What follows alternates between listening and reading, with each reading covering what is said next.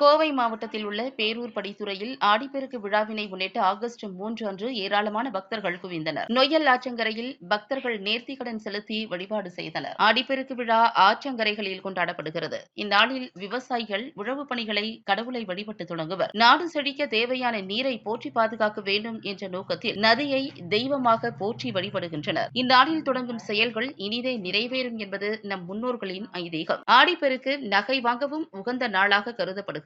இந்நாளில் இல்லத்திலும் ஆற்றங்கரைகளிலும் கன்னி தெய்வங்களுக்கு வழிபாடு செய்வது வழக்கம். ஏராளமான பொதுமக்கள் தொடர்ந்து வருகை புரிந்து வருவதால் காவல்துறையினர் அப்பகுதியில் பாதுகாப்பு பணிகளில் ஈடுபட்டனர். மழையின் காரணமாக ஆறுகளில் நீர்வரத்து எப்போது வேண்டுமானாலும் அதிகமாகலாம் என்பதால் பொதுமக்கள் ஆற்றில் இறங்க வேண்டாம் என கேட்டுக் கொள்ளப்பட்டுள்ளனர்.